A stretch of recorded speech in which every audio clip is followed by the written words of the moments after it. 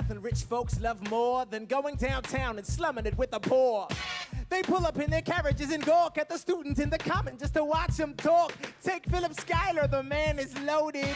Uh-oh, but little does he know that his daughters, Peggy, Angelica, Eliza, sneak into the city just to watch all the guys. Angelica, Eliza, and Peggy. Angelica, Peggy, Eliza, work. Daddy said to be home by sundown. Daddy doesn't need to know. Daddy said not to go downtown. Like I said, you're free to go. But look around, the revolution's happening in New York. New York. Work. It's bad enough Daddy wants to go to war. People shouting in the square. It's bad enough there'll be violence on our shore. New ideas in the air. Look around, Angelica, remind me what we're looking for. She's looking for me. Eliza, I'm looking for a mind at work. I'm looking for a mind at work. I'm looking for a mind at work. Whoa, whoa, whoa, whoa, work. Woo! There's nothing like summer in the city. Someone in a rush next to someone looking pretty. Excuse me, miss, I know it's not funny, but your perfume smells like your daddy's got money. Why you slumming in the city in your fancy heels? You searching for an urchin who can give you ideals? Sir, you disgust me. Ah, so you've discussed me. I'm a trust fund, baby, you can trust me. I've been reading Common Sense by Thomas Paine. So men say that I'm intense or I'm insane. You want a revolution, I want a revelation. So listen to my declaration. We hold these truths to be self-evident, that all men are created equal. And when I meet Thomas Jefferson, I'ma compel him to include women in the sequel. Work! Look around, look how lucky we are to be alive right now. Look around at how lucky we are to be alive right now. History is happening in Manhattan, and we just happen to be in the greatest city in the world. In the greatest city in the world. Just look around, believe it, I'm intense and I'm insane. I want a revolution, I want a revelation. We hold these truths to be self-evident, that all men are created equal. Look around at how lucky we are to be alive right now. History is happening in Manhattan, and we just happen to be in the greatest city in the world. In the greatest city in the world. Angelica, Eliza, and Peggy, the Schuyler sisters. We're looking for a mind at work. Hey, in the greatest city in the world.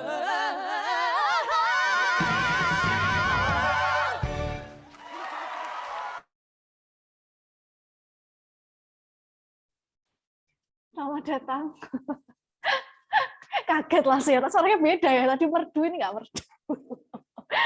Selamat datang teman-teman di kelas selanjutnya.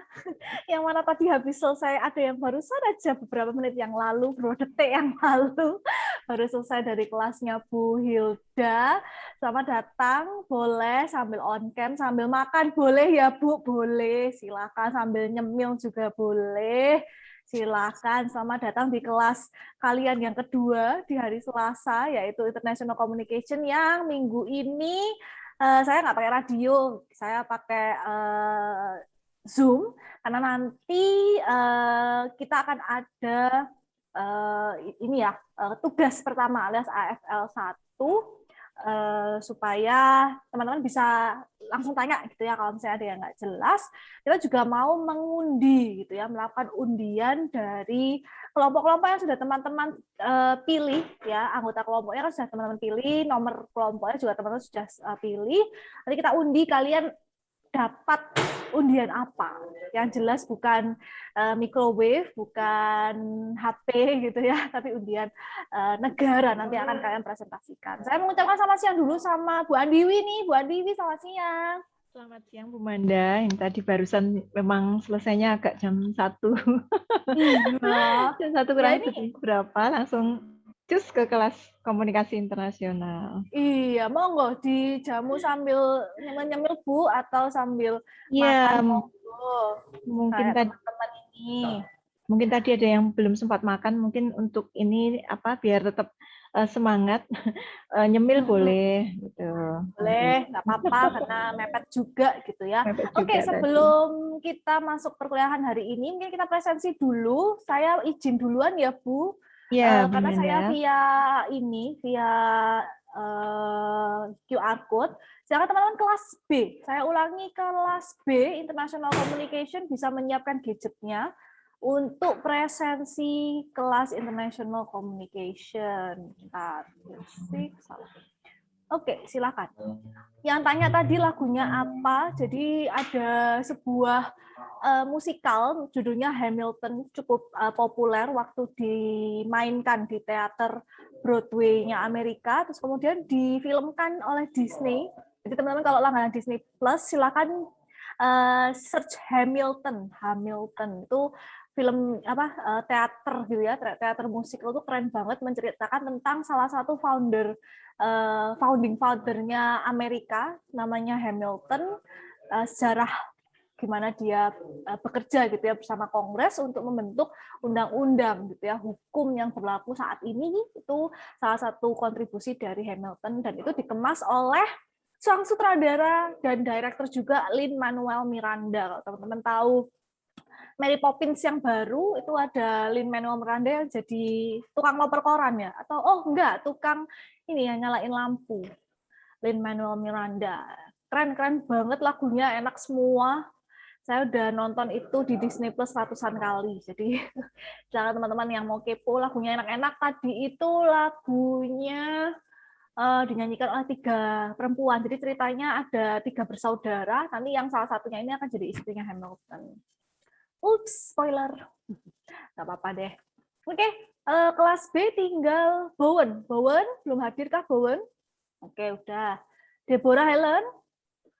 Oke, Devina ini lagi opname. Kita doakan semoga cepat sembuh. Karena kalau opname, teman-teman, kalau ada surat opname ya, surat opname resmi dari rumah sakit, sudah disampaikan juga ke dosennya, kami memperbolehkan untuk tetap hijau. Seperti Devina ini kemarin memberikan surat opname ke saya dan juga diuruskan oleh admin, jadi saya boleh menghijaukan. Even sebenarnya dia hari ini tidak masuk. Jadi teman-teman kalau mau tidak masuk tapi tetap hijau, syaratnya adalah opname atau keluarga inti meninggal dunia. Keluarga inti itu siapa, Bu? Ayah, ibu, saudara kandung. Ya. Deborah Helen belum datang. Vina Maulida Putri. Belum. Oke. Nanti saya panggil lagi, kurang 2 ini. Silakan Bu Andiwi untuk presensi kelas A.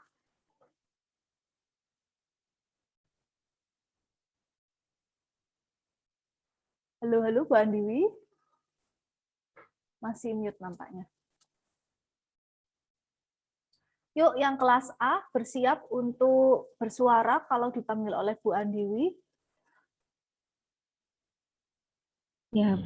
Ya Bu Manda, ini nanti akan saya absen, ini masih agak lemot-lemot sedikit. Ya, ini saya absensi manual aja ya Bu ya. Monggo. Tapi banyak ya. Mau share screen nggak apa-apa Bu. Jadi di QR code dibuka yang di back aja dulu, yang presensi using QR code. Nah itu nanti yang di share screen aja Bu, biar anak-anak scan kayak saya tadi. Ini saya pakai manual atau pakai QR code Bu. Barcode betul. Barcode diklik. Nah kembali ke Zoom terus share screen Bu.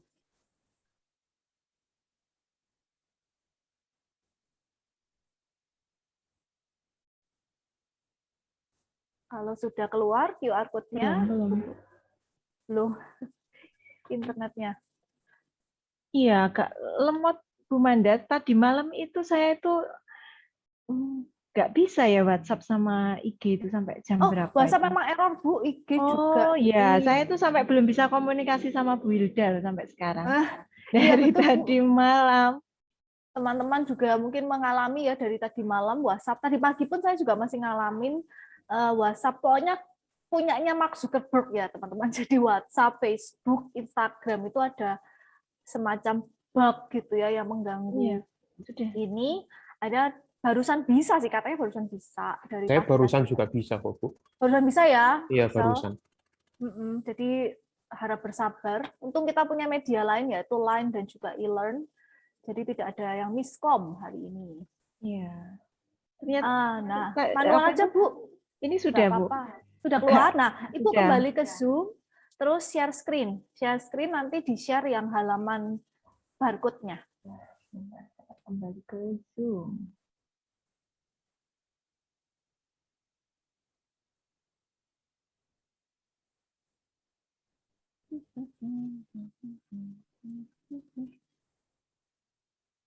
Nah, bentar, sabar. Yuk, teman-teman yang kelas B harap bersiap-siap untuk gadgetnya. Nah, agak di-scroll dikit, Bu, supaya barcode-nya nggak kepotong. Di-scroll dikit aja. Ah, sip. Bentar, Bu. Udah ya. Nah, yuk. Bu Davina tadi Andewi, minta gimana? tolong ya Frina diabsenkan. Yang belum Davina. Ya Frina, iya. Ya, Davina Frina. toh? Oh, Davina Iya. kelas ini ya. Saya siapa? Iya, Frina. Frina. Yang Nah. Paling akhir. bawah, Bu. Oh iya, Frina. Oke. Iya, terima kasih, Bu. Ya. Oke, yang lain silakan. Kirana juga minta tolong diabsenkan. Nya nggak bisa dibuka. Iya, siapa tadi? Kirana. Tiara. Kirana. Kirana. Kirana. KIRNA. Terima kasih, Bu. Minta Iya. tolong Patricia Adelin. Patricia. Makasih Bu. Ya. Tika Fatima. Iya. Tika Fatima, Kak Bu. Fatima. Iya, terima kasih Oke, Bu. ada lagi. Ya, sama-sama. Siapa nih yang nggak bisa? Halo Bu, Rang- Riki Oktav Riki. Mesak. Oke. Iya, makasih banyak Bu. Amadeus, Ya. Bu. Rangga Amadeus. Amadeus ya, Rangga, cepetan balik ya. Oke, mana nih? Azalea, Galung, Hadasah, Kenneth. Permisi Bu. Iya, Bu. Oh iya, Saya Hadasah baru- sudah. Ya. Oke, Hadasah Bu sudah Ada. hadir. Azalea error ya? Oh, udah kok. Sudah Lea. bisa asalnya. Tinggal Galung sama Galung sama Kenneth. Terima kasih, Mas. Oke, Ada Bu. Hadasah Siapa? sudah kok. Sudah Udah. ada Sa. Tinggal Galung sama Kenneth aja. Oke, bisa stop share, Bu. Nah, ini saya Oh iya. panggil yang kelas A, Deborah Helen, sudah hadir. Hadir Bu. Oke. Tina Maulida Putri. Hadir, Bu. Oke. Sip, kelas A. Kelas B sudah. Tinggal Menunggu. Galung sama Kenneth aja, Bu, yang kelas B. Ayo, dicari teman-teman. Galung sama Kenneth Galung kemana sama nih? Kenneth kemana? Ya. Oke, sambil menunggu Galung dan Kenneth, mumpung juga masih ada waktu 5 menit teman-teman untuk presensi, memberi kesempatan Galung dan Kenneth mencoba join. Saya mau konfirmasi aja untuk kelompok yang sudah teman-teman buat. Pertama-tama saya ucapkan terima kasih teman-teman atas kerjasamanya sudah mengupdate kelompok kalian, baik kelas A maupun kelas B, sesuai dengan ketentuan gitu ya yang sudah saya tetapkan. Kenapa sih Bu harus jadi 8 kelompok? Ya, karena nanti akan ada tugas, teman-teman akan menjelaskan gitu ya tentang negara ya, sebuah negara nanti unsur-unsurnya apa saja ya sebenarnya teman-teman sudah bisa lihat ya di e-learn masing-masing apa saja yang harus dijelaskan. Nah, saya sudah memilih 8 negara yang akan secara adil nanti akan diundi untuk 8 kelompok. Makanya saya sesuaikan dengan jumlah mahasiswa di kelas A dan kelas B karena berbeda ya, di kelas saya totalnya 29 sedangkan di Bu Andiwi itu 35 apa 35. Jadi agak berbeda. Jadi komposisi kelompoknya jadi ada yang 3 orang, ada yang 4 orang. Tapi minimal 3 orang kok cukuplah. Saya mau konfirmasi dulu untuk yang kelas A dulu ya. Kelompok 1 ada Leticia, ada Angelin Gunardi sama Auriel. Stefani. Kemudian kelompok 2 ada Bowen, ada Jason sama Patrick. Kelompok 3 ada Anissa Maurin, Devina Natali, Ginza Putri. Kelompok 4 ada Oh ya benar. Ada Theo Paulus Agung, Obelikson Yanto, Bagas Rama, Ahmad Rehan. Kelompok 5 ada Ciras, Odan, Aurel, sama Adi. Kelompok 6 ada Jenny, Rosa, Karol, Bella. Kelompok 7 ada Susan, Nia, Lolita, Vina. Kelompok 8 ada Nathanael, Ulil, Helen, dan Daryl. Itu untuk kelompok kelas B ya itu ya, sorry. Berarti itu kelas, yes, kelas B. Sorry, itu kelas B. Untuk kelas kelompoknya Bu Andiwi, ada kelompok 1 itu Vika, Rifki Hasbul, Antoni, Bunga, sama Cika. Kelompok 2 ada Stefani, Arista, Kenneth, Gagas, dan Galung. Kelompok 3 itu Azalea, Fikri, Krista Viadi, Yafrina, sama Amadeus alias Rangga. Kemudian kelompok 4 ada Natasha, Widyasari, Jacqueline, Tiara Nabila, sama Joseph Christian. Kelompok 5 ada Adam, Kirana, Santi, dan Tanisa, Hajar Tanisa. Kemudian kelompok 6 ada Velita, Adeline, Kelvin, dan Vincenzius Jose. Kelompok 7 ada Angel Riwong, Hadasah, Riki, dan Agung. Kelompok 8 ada Foni, Nene, Cheryl, dan Chansa. Oke, ada yang belum dapat kelompok? Enggak lah ya. Lengkap sih kalau dari ini udah sesuai dengan ketentuan saya. Kelas B itu memang kelompok 1 sampai kelompok 3 memang hanya 3 orang. Karena teman-teman ganjil banget 29 anak, kemudian kelompok 4 sampai 8-nya 4 orang. Sudah sesuai sih sama ini. Untuk kelompok kelasnya Bu Andiwi, kelas A juga sudah sesuai karena kelas A kelompok 1 sampai 3 5 orang, kelompok 4 hanya sampai 8 4 orang. Oke, aman ya, semuanya sudah punya kelompok. Nah, nanti sudah ada di chat di note, jadi silakan diingat-ingat kalian kelompok berapa, dan nanti tinggal teman-teman mendapatkan negara apa gitu ya untuk mempresentasikan. Panggilan terakhir mungkin Bu untuk kelas B yang belum hadir tadi, Kenneth ya, Kenneth sudah hadir belum? Sama Galung. Ya Bu, Galung sudah hadir. Oh, Galung. Galung. Tinggal Galung, Kenneth Galung. aja. Tinggal Kenneth. Oke, baik. Kalau tinggal Kenneth, saya akan mulai aja materi kita hari ini. Nah, saya mau ingatkan juga buat teman-teman yang bisa on cam, silakan on cam. Nanti sewaktu-waktu saya akan screenshot gitu ya, supaya teman-teman saya tahu mana yang off cam, karena sesuai yang sudah saya sampaikan di e-learn akan ada pengurangan poin. Jadi even though tugas pertama kalian itu kelompokan, tetapi nilainya bisa berbeda-beda gitu ya. Tergantung apakah kalian di Zoom hari ini on cam atau tidak on cam. Karena kan kalau di kuliah via radio kan saya tidak perlu gitu ya melihat teman-teman. Kalau di Zoom seperti aturan yang sudah saya sampaikan di silabus, silakan teman-teman untuk on cam ya supaya kita bisa enak saling berinteraksi. Saya juga bisa melihat raut-raut wajah teman-teman sambil makan, nggak apa-apa. Saya tahu habis kelasnya Bu Hilda gitu ya, yang luar biasa seru gitu ya. Nah, saya juga nggak mau ketinggalan dong. Saya juga mau dapat serunya teman-teman, nggak apa-apa. Tapi sebisanya teman-teman. Ya, hari ini kita akan membahas tentang, kalau kemarin kita sudah pertemuan kedua membahas tentang asal-usul budaya. Sebenarnya unsur-unsur budaya itu apa saja? Budaya itu apa? Kemudian unsur-unsurnya ada apa saja? Dan bagaimana sih proses gitu ya orang-orang membentuk sebuah budaya? Kemudian pertemuan kemarin kita membahas tentang identitas orang-orang yang ada di suatu tempat gitu ya, citizen identity gitu ya, bahwa kita orang-orang yang berdiam di suatu tempat ini disebut sebagai apa, dan bagaimana suatu tempat itu bisa diakui sebagai negara gitu ya, atau suatu tempat khusus gitu ya untuk berdiam diri atau tinggal gitu ya di suatu kawasan tertentu. Nah, hari ini saya akan membahas unsur terakhir gitu ya yang akan teman-teman juga presentasikan ketika di AFL 1 atau di tugas yang pertama, yaitu tentang unsur bahasa. Nah, sebelum saya mulai gitu ya, hari ini kita akan membahas language of intercultural communication. Tapi sebelum saya mulai, oke, Kenneth sudah hadir Bu ini. Oh, Kenneth sudah ya. Ya, barusan aja. Pas, Oh, 13.35. Halo, Kenneth. Halo, sudah Kenneth. nyambung belum ini Kenneth? Kenneth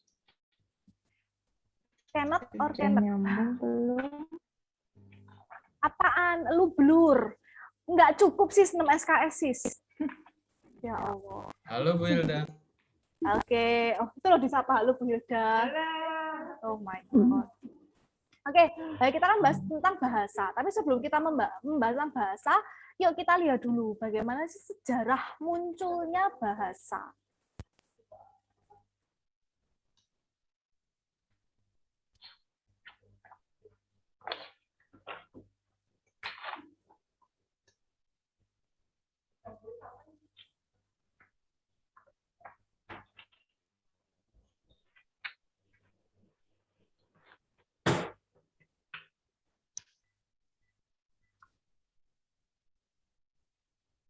Sorry. Kemudian Inggris. Sorry, saya ulangi ya. Ya. Ternyata sorry. Saya tertutup ini. Oke.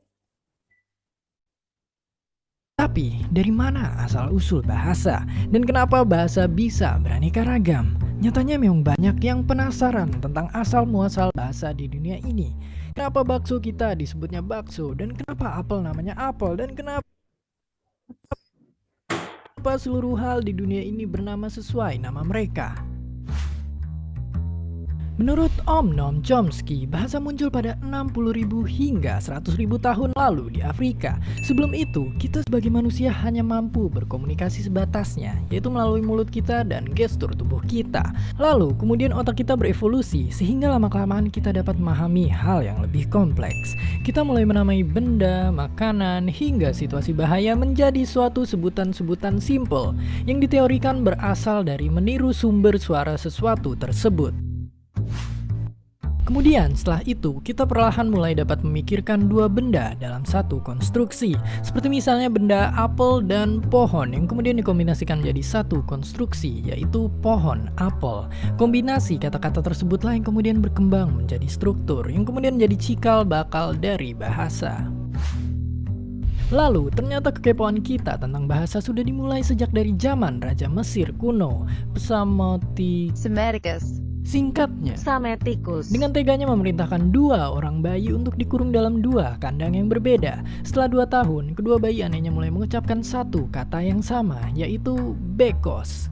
Bukan, bekos itu artinya bukan kos yang biasa disewa sama mahasiswa, tapi itu adalah bahasa Pirgian yang artinya adalah roti. Alhasil, dari eksperimen tersebut mereka berkesimpulan bahwa Pirgian adalah asal-muasal dari semua bahasa di dunia ini, karena dapat diucapkan oleh seorang bayi tanpa diajarin. Lalu, kenapa bahasa bisa beraneka ragam? Singkatnya adalah karena isolasi. Bukan isolasi itu, melainkan isolasi kebudayaan. Pendeknya, nenek moyang kita bermigrasi ke seluruh dunia untuk mencari sumber makanan. Kemudian nenek moyang kita terpisah satu sama lainnya dan membentuk bahasa baru yang disesuaikan dengan kondisi alam, makanan, dan makhluk hidup lain yang tinggal di sekitarnya. Isolasi inilah yang menyebabkan kenapa di tiap tempat memiliki bahasa yang berbeda. Apalagi di Indonesia yang geografisnya kepulauan, sehingga orang makin terisolasi, menyebabkan makin uniknya bahasa yang ada. Lalu, ketika sekelompok nenek moyang bertemu dengan sekelompok nenek moyang lainnya, bahasa mereka membaur dan menciptakan bahasa baru, yang teknisnya disebut sebagai super language. Itu sebabnya kenapa faktor jarak juga mempengaruhi bahasa yang ada. Seperti misalnya negara yang berdekatan sering kali memiliki kata-kata yang mirip karena mereka saling membaur. Berbeda misalnya bahasa Spanyol dengan Mandarin yang gak ada mirip-miripnya. Akhirnya, kurang lebih kita tahu bagaimana bahasa bisa terbentuk dan bisa beraneka ragam. Meskipun begitu, asal-muasal bahasa sendiri masih diperdebatkan dan masih diteliti hingga sekarang. Jadi, silakan belajar lagi tentang bahasa karena ilmu bahasa juga merupakan ilmu yang sulit. Dan terima kasih kali ini untuk Google Translate. Terima kasih sudah menonton dan jangan lupa untuk selalu bertanya. Sampai jumpa di video selanjutnya.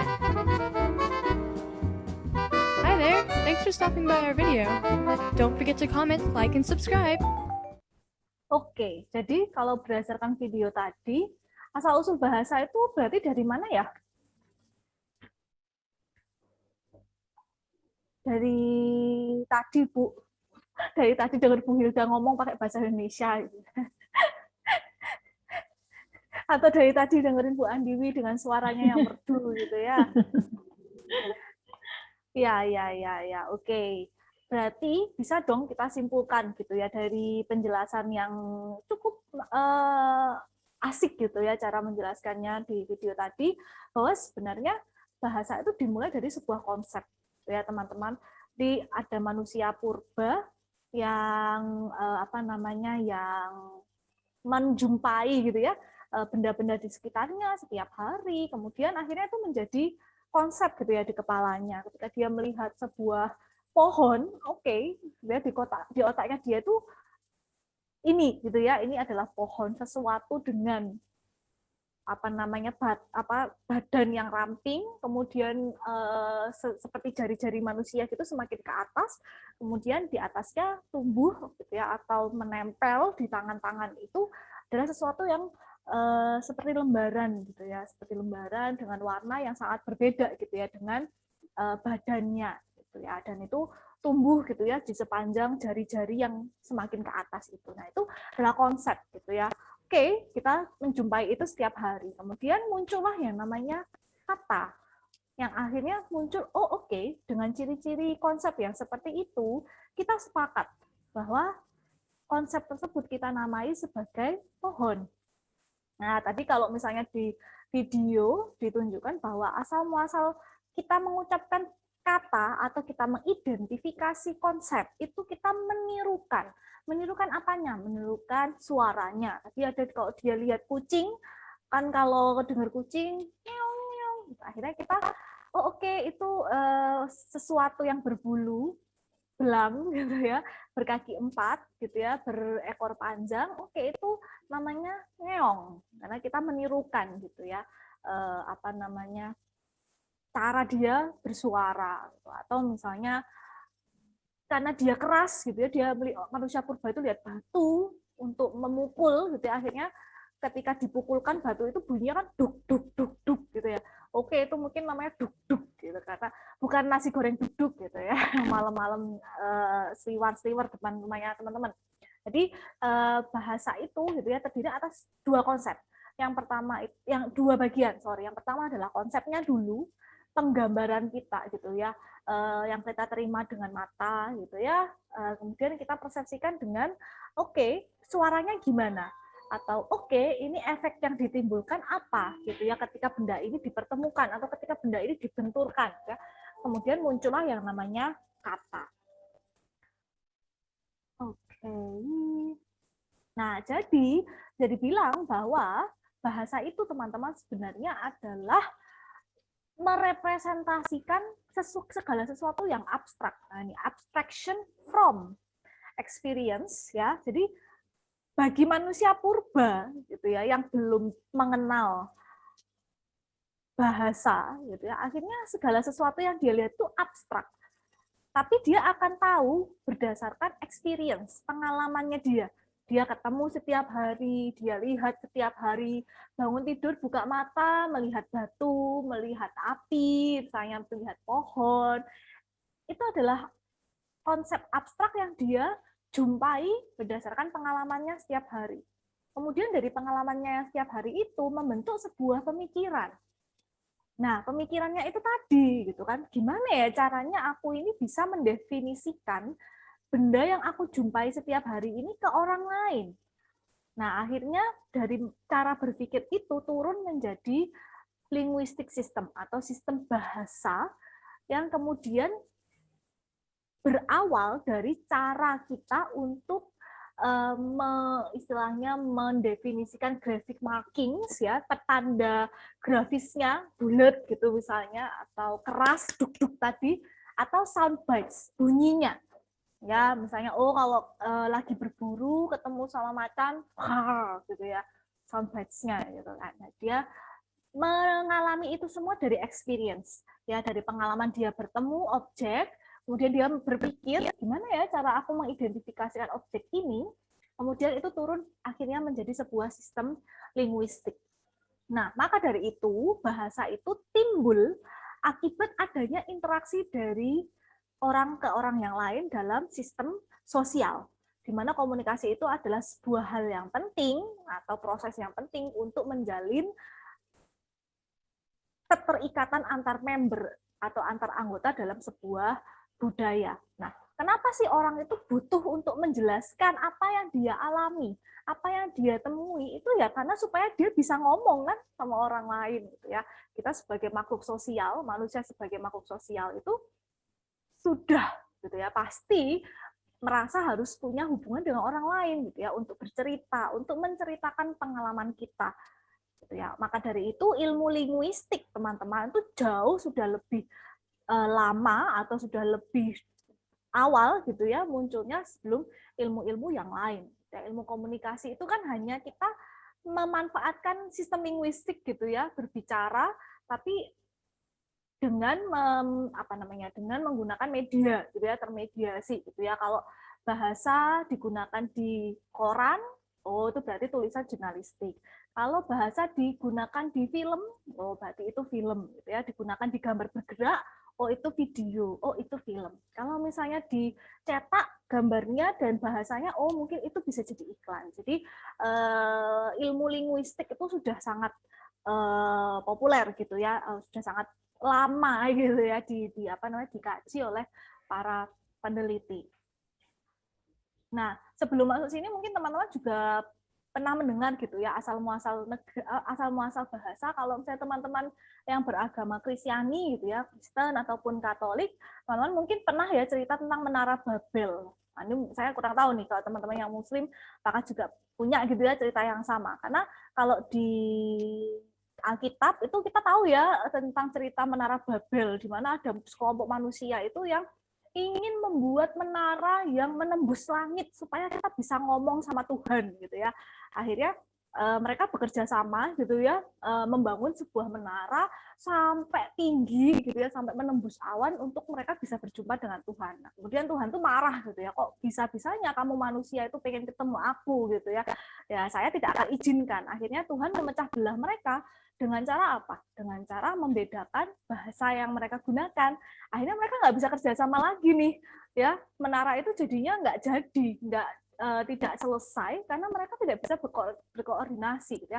Nggak bisa berkomunikasi satu sama lain karena bahasanya dipecah gitu ya oleh Tuhan, dibedakan. Nah itu bisa jadi gitu ya asal muasal dari kenapa sih manusia ini tadi kalau di video tadi bisa berbeda. Mungkin kalau daratannya dekat atau posisi negara-negaranya berdekatan, mungkin sistem bahasanya mirip gitu ya, kayak tadi dicontohkan teh. Kalau di Inggris itu tea gitu ya, kalau di Prancis juga sama gitu ya, cuman mungkin penulisannya berbeda karena mereka satu dataran yang sama. Tapi mungkin kalau Inggris sama Korea mungkin beda. Kalau di Inggris itu tea, kalau di Korea itu cha. Ya, cha. Tapi Korea sama Jepang sama. Teh itu cha, sama-sama cha gitu ya, karena mereka daratannya sama. Ketika daratan itu berbeda jauh, bahasa yang mereka gunakan, sistem linguistik yang mereka gunakan itu bisa berbeda. Tapi ketika dekat, mereka bisa jadi memiliki sistem linguistik yang cukup berbeda gitu ya, cukup mirip gitu ya. Nah, apa yang akhirnya membuat bahasa itu bisa berbeda? Salah satu unsur bahasa yang berbeda itu bisa dilihat dari sistem hierarkis. Kalau sistem hierarki itu kan kalau di organisasi, kalau teman-teman tadi belajar tentang CCPR dalam sebuah organisasi itu kan pasti punya jajarannya gitu ya, punya divisi-divisi, punya pemimpin gitu ya, yang akhirnya membagi ke divisi-divisi. Ada kepala gitu ya, atau CEO gitu ya, nanti turun lagi jadi manajer marketing, manajer public relation, manajer IT, manajer keuangan. Nah, nanti misalnya di manajer keuangan ini ada lagi anggotanya, anggota bagian mengurus pajak misalnya, ada bagian mengurus purchasing atau pembelian, bagian yang mengurus misalnya gaji pegawai misalnya. Jadi ada hierarki juga nih terjadi di bahasa. Tetapi seperti apa nih sistem hierarkisnya? Nah, ada berbagai perbedaan gitu ya dalam menerapkan sistem hierarkis ini di bahasa. Itu tergantung dari bagaimana konteks budaya mereka. Nah, yang ditentukan oleh sistem hierarkis ini di dalam sebuah bahasa, itu yang paling mudah, yang paling sederhana adalah dengan siapa kita berbicara.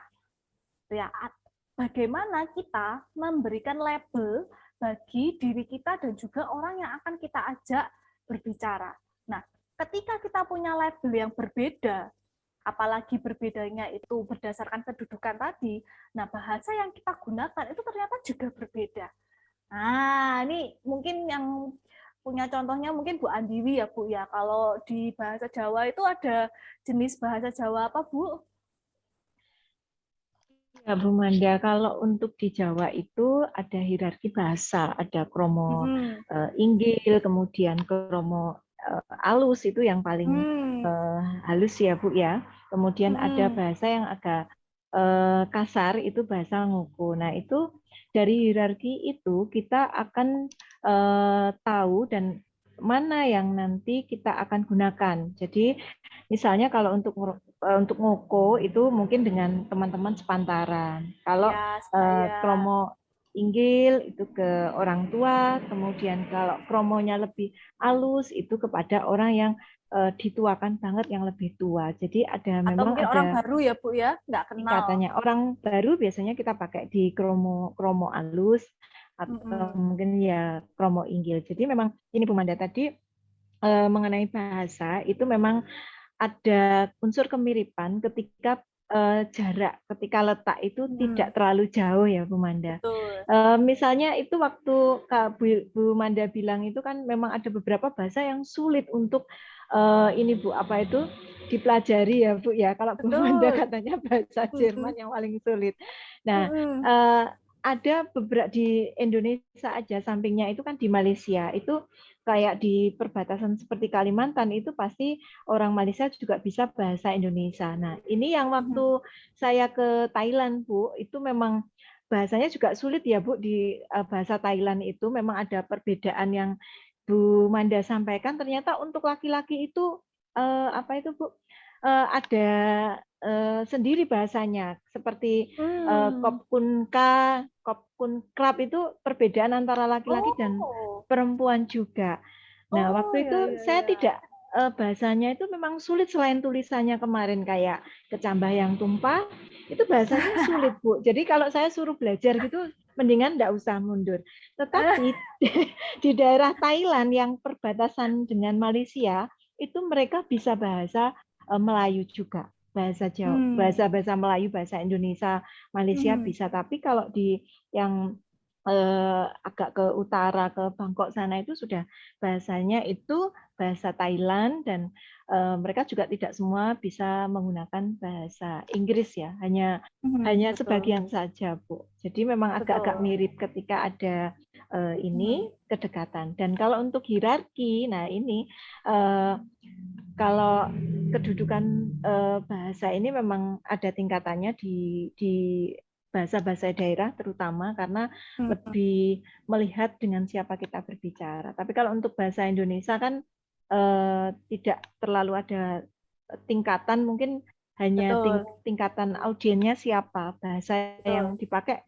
Ini banyak istilahnya yang menggunakan ilmiah atau tidak. Tapi kalau di daerah di Jawa itu ini banget Bu, apa? Kental banget untuk hierarkinya. Iya, hierarki language-nya. Kalau bahasa Indonesia mungkin perbedaannya hanya beberapa kata, kayak misalnya kata ganti orangnya ya, misalnya aku, saya, ya kalau dengan teman-teman sebaya, teman-teman yang sudah kenal dekat, akrab atau keluarga, kita bisa bilang aku. Tapi kalau ketika bertemu dengan orang yang tidak dikenal atau di forum yang ilmiah kita lagi presentasi, nggak boleh bilang aku, saya. Gitu ya, maksudnya untuk menunjukkan kita formalitas gitu ya, formalitas ketika sedang berada di forum gitu. Nah, mari kita lihat teman-teman, kalau di dalam pembagian hierarkisnya itu ada jenis apa saja. Nah, jadi kita sudah kasih contoh ya, yang paling mudah memang bahasa itu punya hierarkis tentang siapa speakernya, gitu ya, siapa kita dan bagaimana kita memberi label kepada kita dan juga kepada orang yang kita ajak ngomong. Nah, tapi ternyata selain kedudukan itu tadi ada lagi pembagian, gitu ya, hierarki dalam sebuah bahasa. Yang pertama adalah konten. Ya, apa sih makna sebenarnya dari teman-teman ingin sampaikan? Ketika kita punya istilahnya udang di balik rempeyek gitu ya, udang di balik batu gitu. Kalau kita lagi pengen minjem duit, kan kita akan menggunakan bahasa-bahasa yang gimana kabarnya gitu. Wah, sibuk enggak ini, aku ganggu enggak gitu ya. Duh, Bu Andiwi cantik di hari ini, Bu. Make up-nya pakai apa? Gitu. Nanti Bu Andiwi jawabnya, sudah, mau pinjem berapa? Kan gitu ya. Jadi Kita tambahin nanti. maknanya apa gitu ya? Tujuan kita melakukan komunikasi menggunakan bahasa-bahasa yang tadi begitu ya, menggunakan bahasa yang sopan, menggunakan persuasi, memuji gitu ya. Itu berarti ini tergantung kontennya nih. Kita menggunakan bahasa itu untuk tujuan apa. Nah, kemudian ada juga pembagian hierarki dengan speak act. Speak act itu how it's spoken. Jadi ketika kita ngomong itu apakah bagaimana cara kita ngomongnya, gitu kan? Kalau kita misalnya orang Surabaya misuh gitu ya, dan gitu ya, misalnya kita lihat dulu gitu ya, gimana gesturnya. Kalau sambil mengacungkan, kalau sambil menunjuk-nunjuk gitu ya, mungkin lagi di jalan, terus kesel gitu ya, dipotong sepeda motor gitu ya, dan nah, itu mungkin gestur itu kemudian kita tahu, oh oke, bahasa itu digunakan karena dia kesal, karena dia marah. Tapi kalau misalnya, jangan Mang Diai, dengan gestur yang santai, dengan gestur yang sambil jalan enteng gitu, oh oke, dia menggunakan bahasa itu untuk menyapa orang yang dekat, untuk menyapa temannya atau menyapa orang yang dia sudah kenal. Jadi gestur itu juga bisa memberikan arti yang berbeda ya, tergantung bagaimana bahasa itu digunakan. Kemudian episode ini juga situasi ketika it's spoken, yaitu tadi gitu ya, ketika dia mengucapkan kata serapah. Kenapa itu terjadi? Pada saat seperti apa kata-kata itu diungkapkan?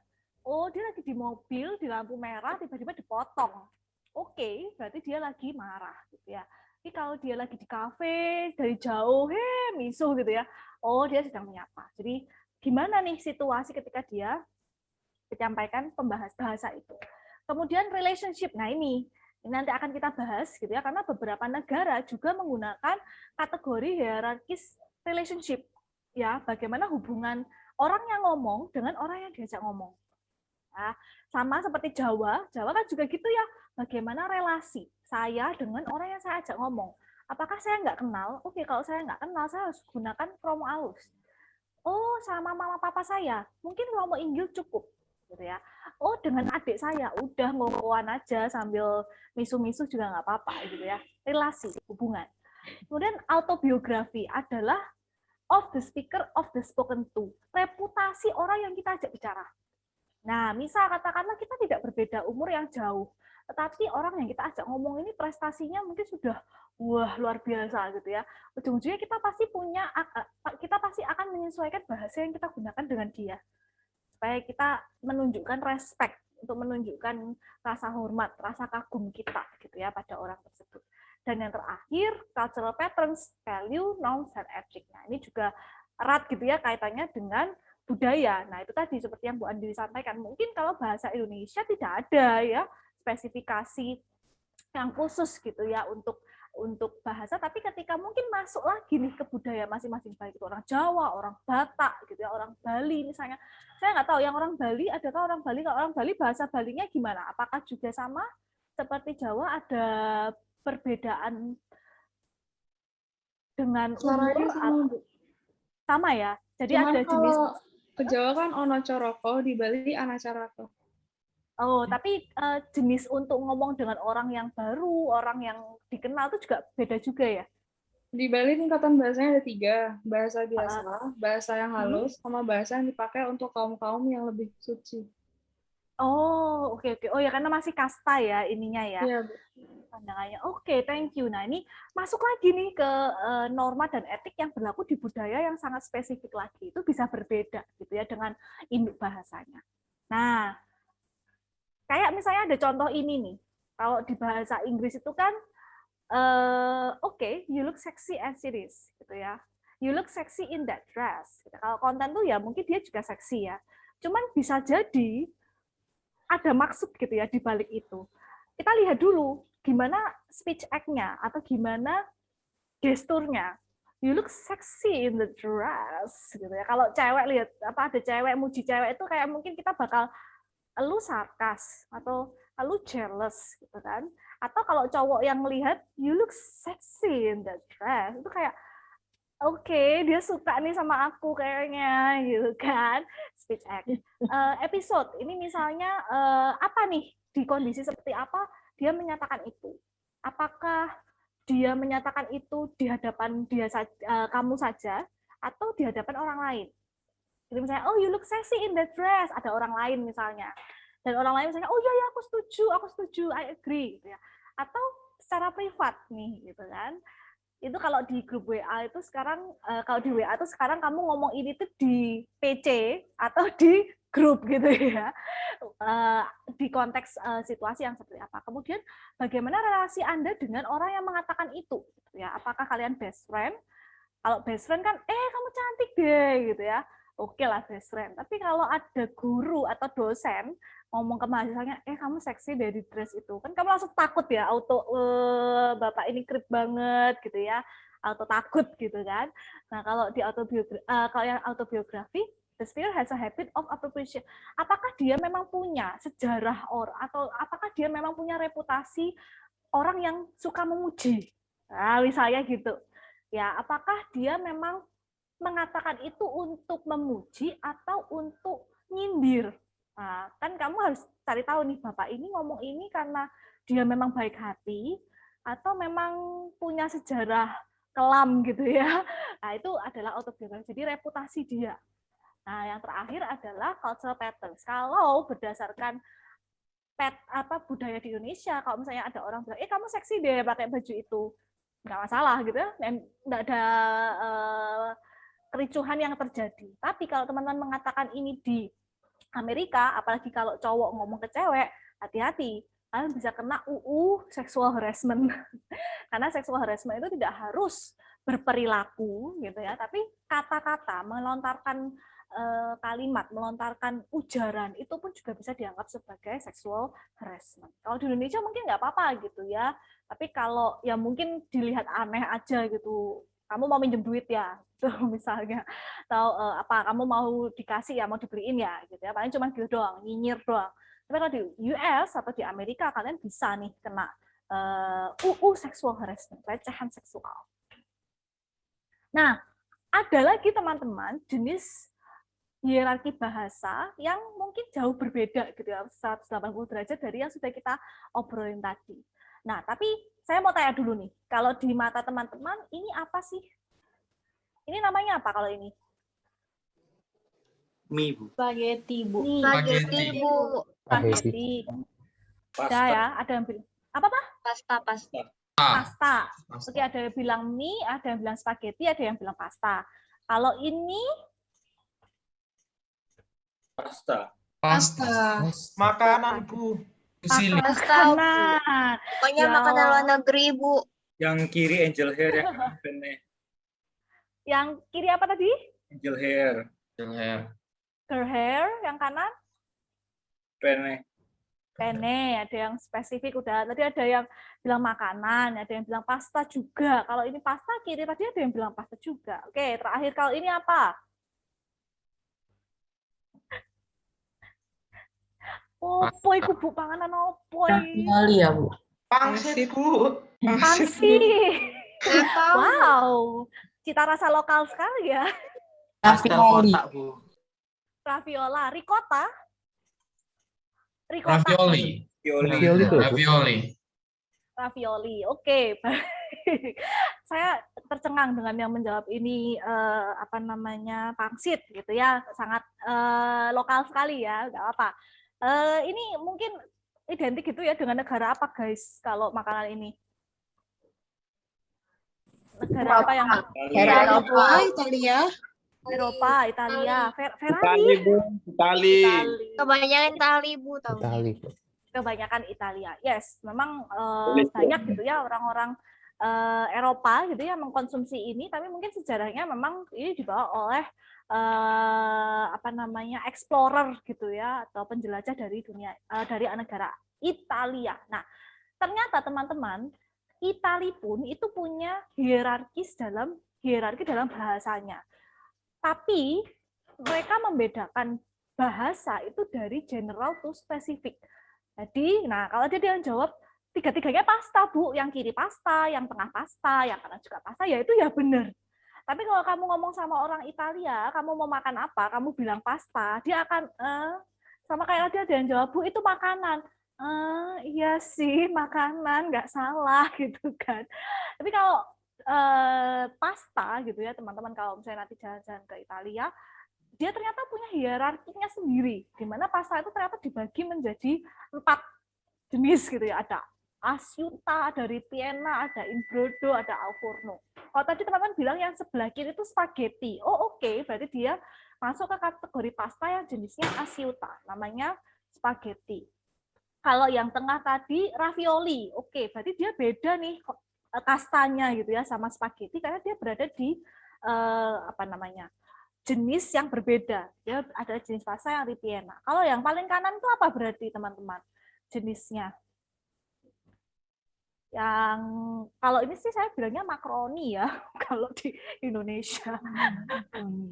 Makaroni ya, Bu Andiwi ya. Mungkin dia lebih kecil-kecil ya kalau di Indonesia, nggak sepanjang ini ya. Nyebutnya makaroni ya. Ini nanti mungkin teman-teman bisa cari gitu ya. Apa kalau al forno itu katanya, kalau al forno itu adalah pasta yang ditumpuk-tumpuk. Jadi pasta itu kan sebenarnya adonan pastry-nya itu kan teman-teman, yang dari tepung, terus telur, kemudian air. Nah, itu dibentuk menjadi lembaran-lembaran begitu. Nah, makanya kalau al forno itu adalah pasta yang jenisnya dia bisa ditumpuk gitu ya. Kayak lasagna ini kan dia kan ditumpuk, dikasih daging, dikasih saus tomat, dikasih cheese, gitu, terus ditumpuk lagi.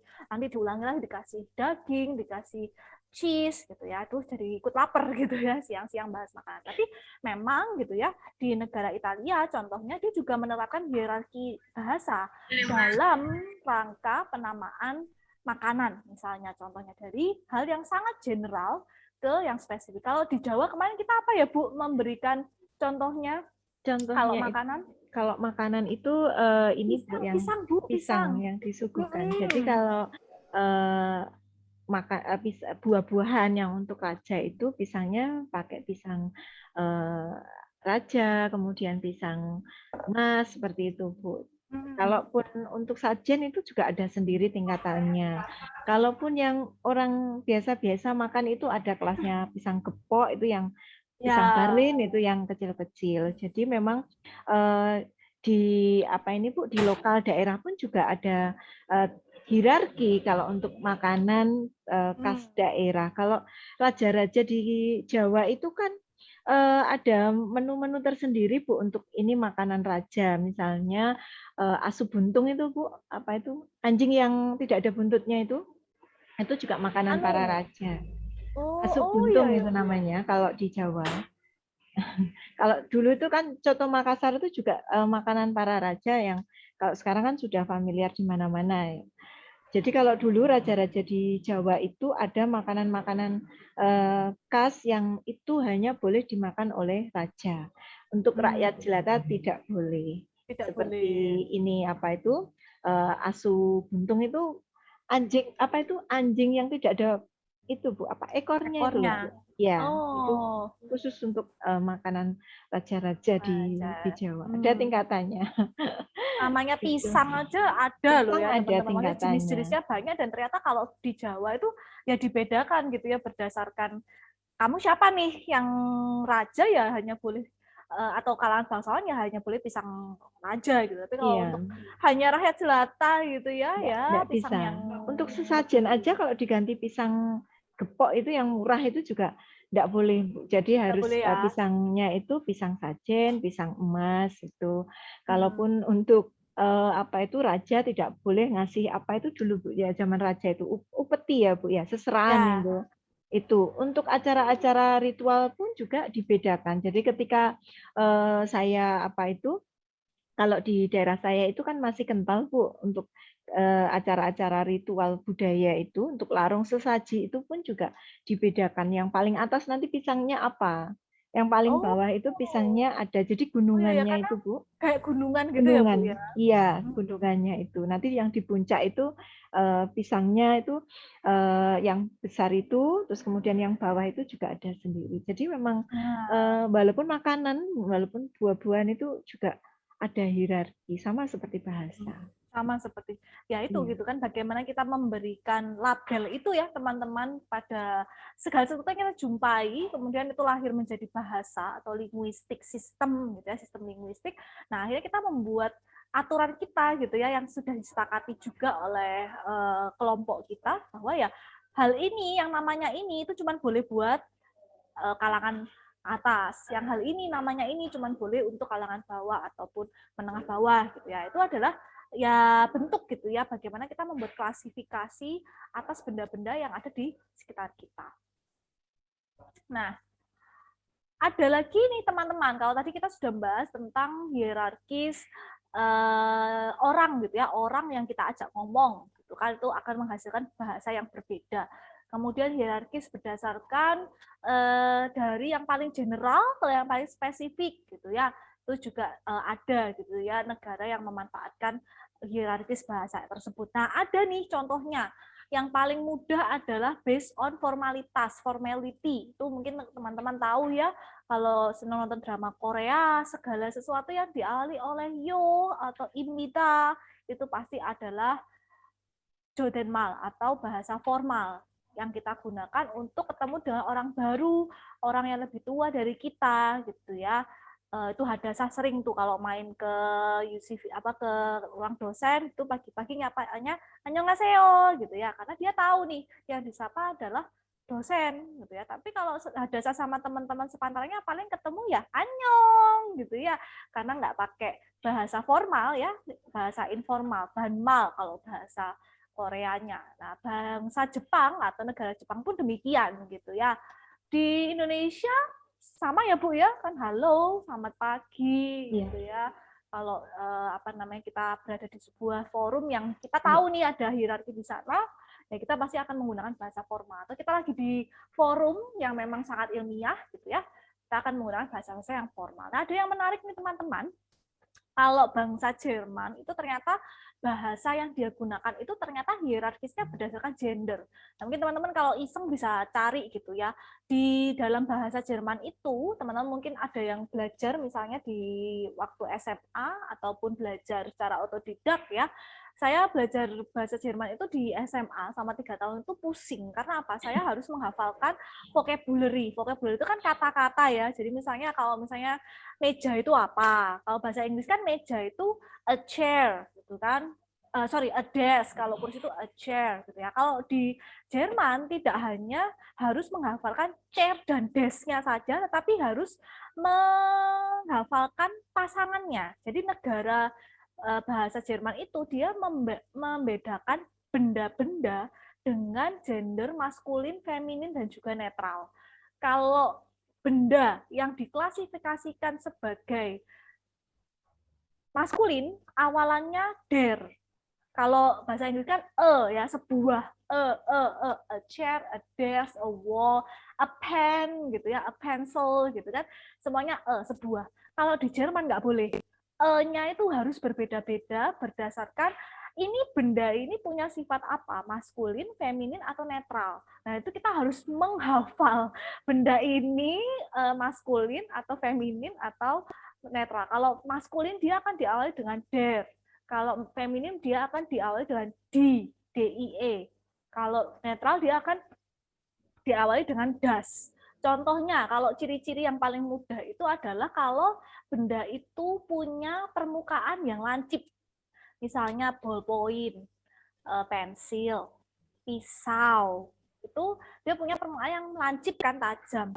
Maka berarti dia diklasifikasikan sebagai benda dengan sifat maskulin. Jadi der apa?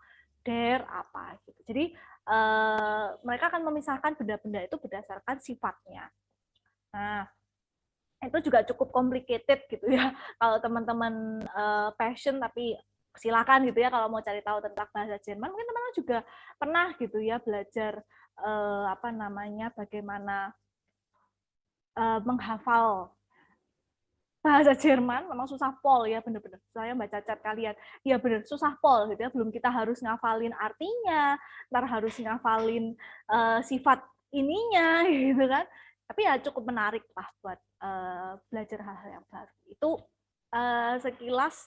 Nah, dalam menggunakan bahasa itu pasti ada yang namanya batasan gitu ya, keterbatasan. Kita selalu punya gitu ya, segala sesuatu yang kita lakukan pasti punya batasan-batasannya. Nah, yang pertama kalau memang menggunakan bahasa sebagai media utama berkomunikasi, ada 4 ternyata batasannya. Yang pertama adalah limited words atau keterbatasan kata.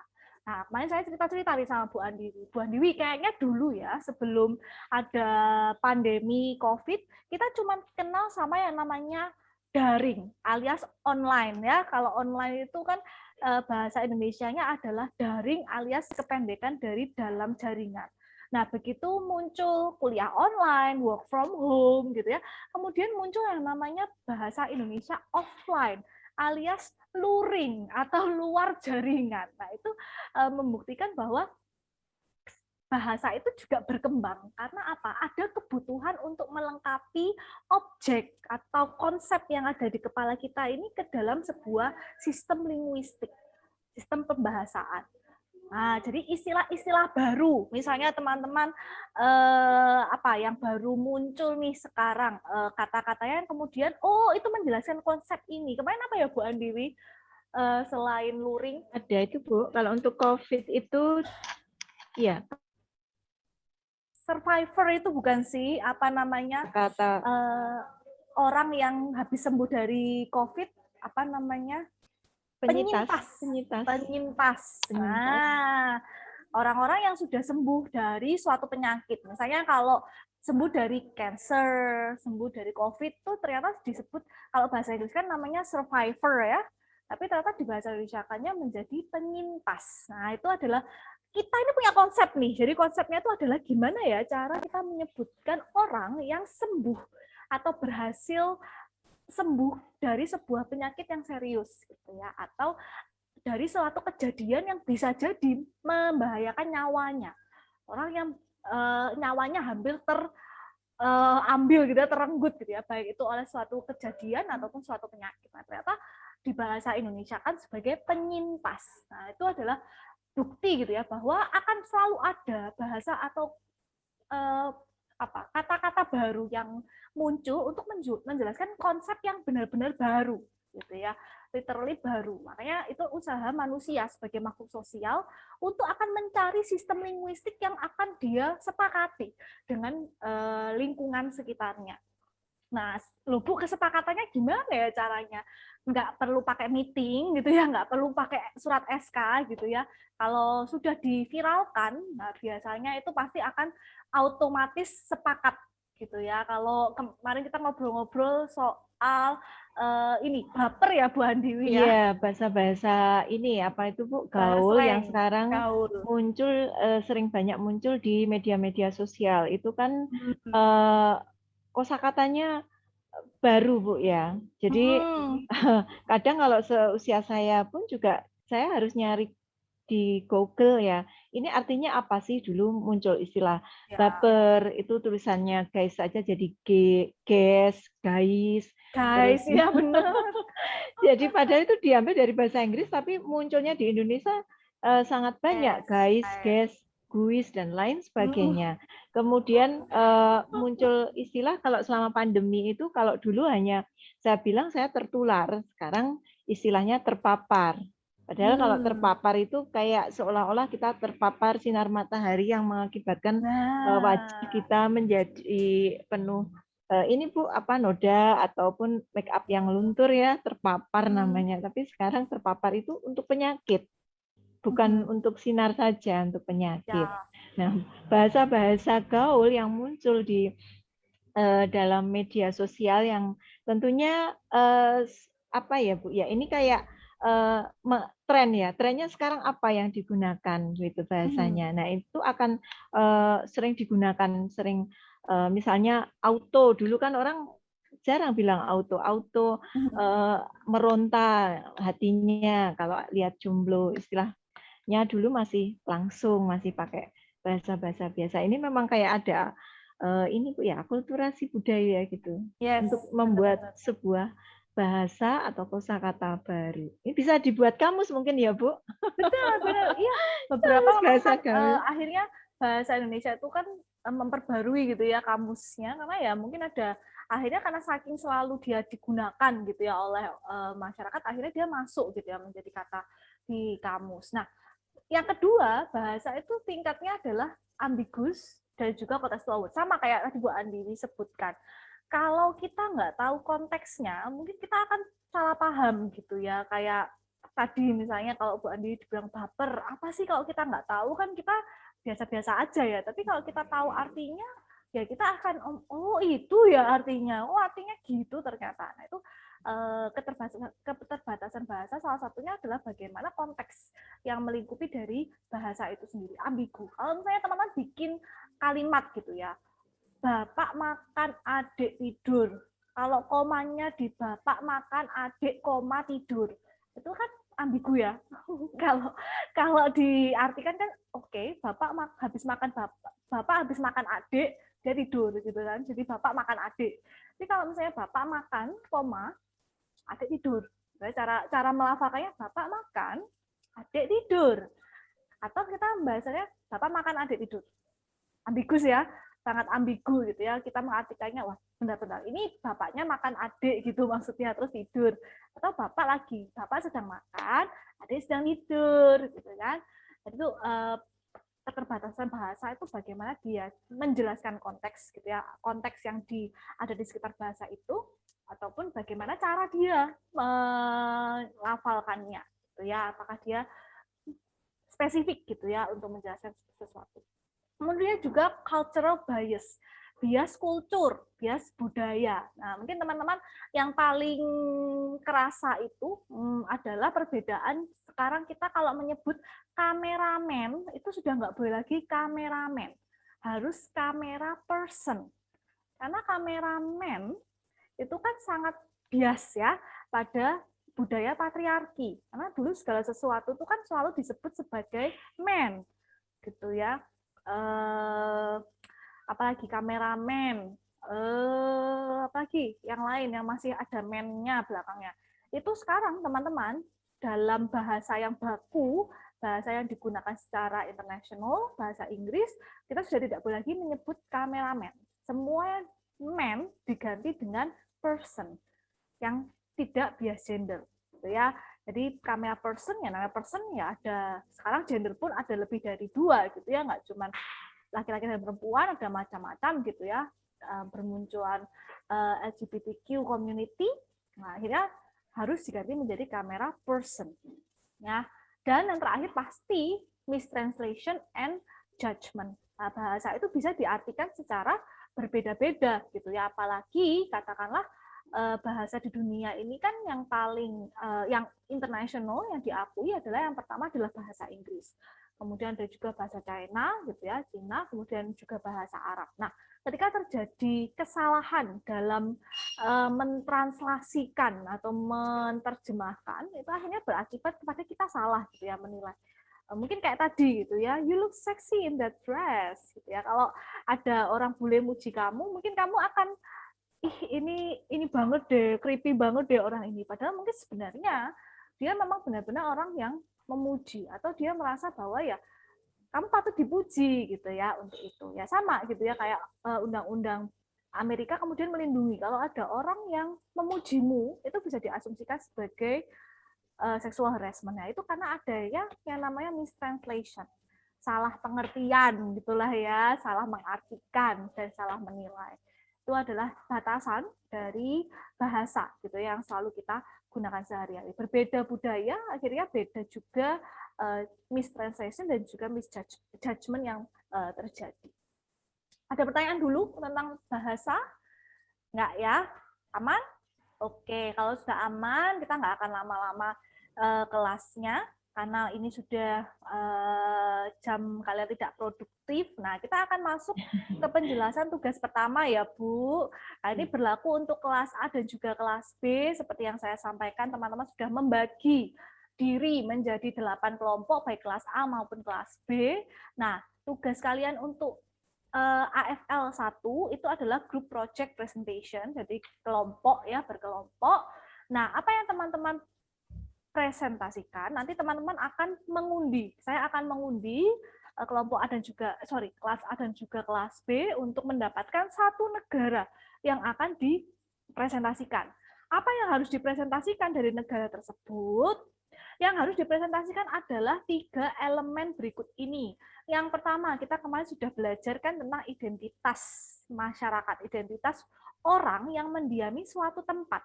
Ya, karena kita menggunakan contoh negara, berarti teman-teman harus menceritakan tentang identitas negaranya. Bentuk pemerintahannya apa, semboyan negaranya apa, lambang negaranya apa, bahasa nasionalnya apa, ya. Ini yang harus unsur ini yang harus teman-teman jelaskan. Kemudian teman-teman kemarin sudah menceritakan, hari ini kita juga belajar tentang bahasa. Bahasa digunakan untuk berkomunikasi ya antara orang dengan satu sama lain gitu ya. Nah, bagaimana ciri komunikasi mereka? Kalau bahasa verbal mereka seperti apa? Bahasa non verbal mereka seperti apa? Loh Bu, harus semuanya Bu? Enggak. Kalian garis bawahi saja, kalian tampilkan saja yang menarik. Kira-kira apa ya yang menarik dari bahasa verbal mereka? Dan kemudian apa sih ciri khas bahasa nonverbal mereka? Saya kalau orang Italia kan tangannya menguncup gini ya, kalau marah-marah gitu ya, suka tangannya menguncup-uncup gini gitu ya, kayak marah gitu. Nah, kalian tampilkan yang spesifik aja gitu ya, boleh.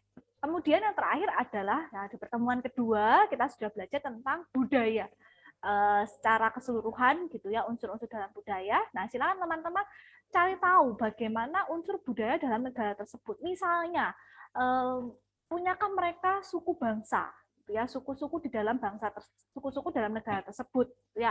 Kemudian ada nggak tradisi atau adat lokal yang mereka lestarikan, mereka selalu lakukan? Adakah kebiasaan yang mereka sudah ulang sejak zaman nenek moyang mereka dan lain sebagainya? Apa Bu mau ini menjelaskan tentang filosofi baju daerahnya mereka? Boleh, ya. Mereka punya suku bangsa, mereka punya baju adat, terus baju adat itu kemudian misalnya digunakan untuk peristiwa-peristiwa atau ritual-ritual tertentu, teman-teman silahkan jelaskan. Ya, jadi 3 elemen ini ya, teman-teman, yang harus teman-teman bahas. Nah, presentasinya berupa apa, Bu? Saya minta dalam bentuk video. Saya ulangi, presentasinya dalam bentuk video, durasinya maksimal. Saya bilang maksimal 15 menit. Minimalnya berapa, Bu? Nggak ada. Cuman kalau kalian menjelaskan 3 elemen ini dengan sub-sub seperti ini, nggak mungkin dong cuma 1 menit gitu ya. Kalau pas 1 menit mungkin saya sama Bu Andiwi nggak bakal bisa paham karena terlalu cepat gitu ya. Either terlalu cepat atau kalian nggak lengkap gitu kan. Cuma nyebutin bangsa Italia selesai gitu kan. Ya, jadi tidak ada minimalnya tapi durasinya maksimal 15 menit. Bentuk presentasinya seperti apa, Bu? Boleh nggak cuma nampilin PPT saja? Oh, tidak bisa, Ferguson. Bentuk presentasinya berupa role play atau berupa vlog.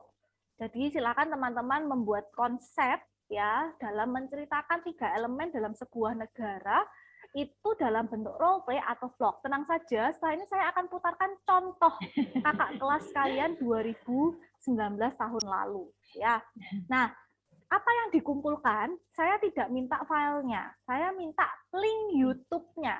Jadi setelah teman-teman sudah membuat video, sudah diedit, teman-teman sudah yakin 3 elemen ini sudah diceritakan, silakan teman-teman upload ke YouTube salah satu anggota kelompok kalian. Jangan di protek ya, jadi di-upload secara publik saja supaya saya dan Bu Andi bisa akses. Nah, silakan ditulis di bagian description. Jadi ketika kalian ngupload video kan kalian akan diminta mengisi description. Di dalam description itu tolong tuliskan lagi nama-nama anggota dan NIM mereka. Ya, Jadi silakan di description-nya tuliskan nama-nama anggota kalian plus name. Jadi ketika saya dan Bu Andi menonton video itu, langsung di bawahnya sudah tahu, oh ini adalah hasil dari kelompok dengan anggota Anthony, siapa, gitu ya. Jadi supaya memudahkan saya dan Bu Andi masukkan nilai. Kapan maksimal harus diupload? Maksimal diupload adalah 2 minggu lagi. Saya ulangi, 2 minggu lagi alias 19 Oktober jam 23.59 alias hari Selasa malam. Ya, harapannya nanti minggu depan kita sudah bisa masukkan nilainya, atau 2 minggu lagi setelah itu kita sudah bisa masukkan nilainya. Nah, ini saya tampilkan juga contoh. Jadi kenapa kok saya harusnya memberikan contoh supaya teman-teman bisa paling tidak tahu gitu ya konsepnya seperti apa. Nah, ini adalah tugas kelompok angkatan 2019 tahun lalu di kelas saya.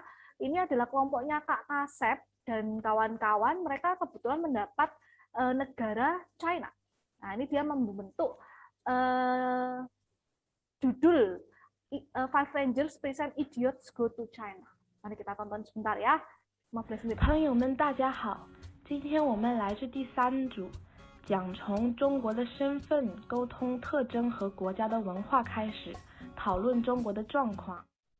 Negara Cina atau yang secara resmi disebut dengan Republik Rakyat Cina atau Republik Rakyat Tiongkok adalah negara dengan bentuk pemerintahan negara kesatuan berbentuk Republik Sosialis Satu. Ya, jadi dia menjelaskan dulu tentang ini juga dikenal sebagai bentuk negaranya.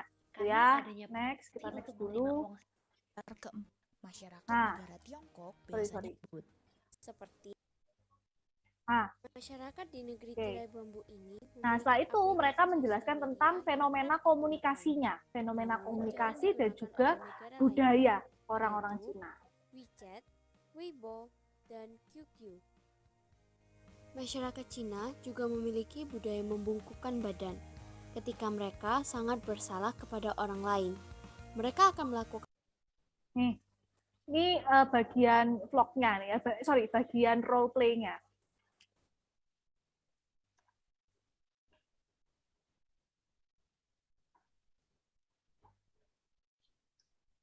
안녕 여러분. 지금은 중국에서 날씨가 너무 좋다. 봐봐. 예쁘지? 와, 너무 귀여워. 화장실 어디 있어요? 어딨지? 어딨냐고? 어디?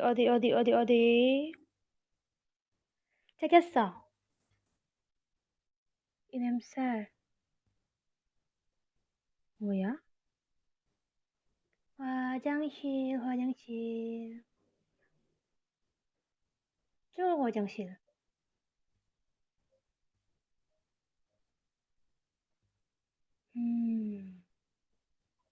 야! 똥이야.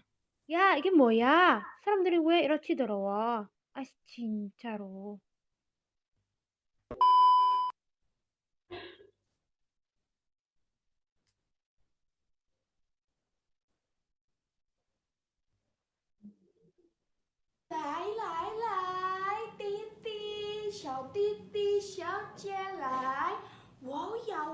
Burberry 是很漂亮。Burberry 是，等一下，Burberry 是很漂亮，真的很贵。Burberry 很漂亮啊。Kate Spade 是，很漂亮，真的很漂亮，真的很贵，500元。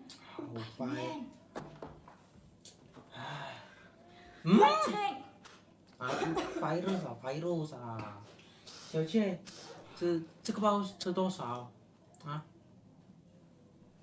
？500元 ADD。这位很贵啦。真的。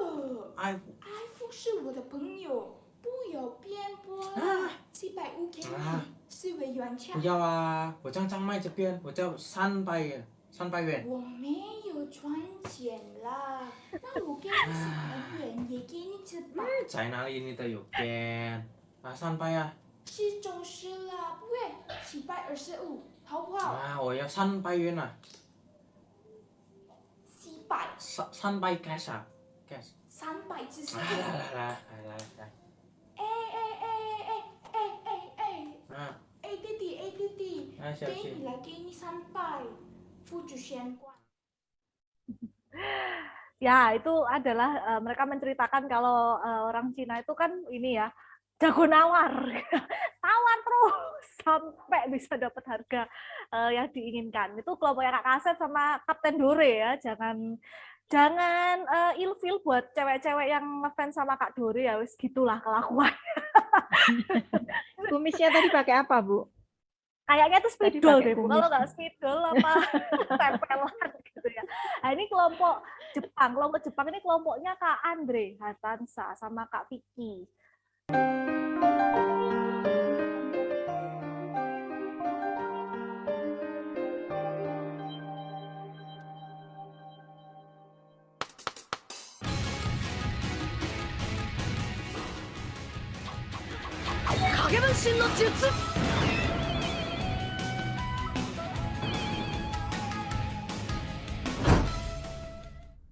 Selamat pagi semua. Pada pagi ini saya akan mempresentasikan tentang negara Jepang. Mereka jelasin dulu tentang mengambangkan negaranya. suatu atau gitu.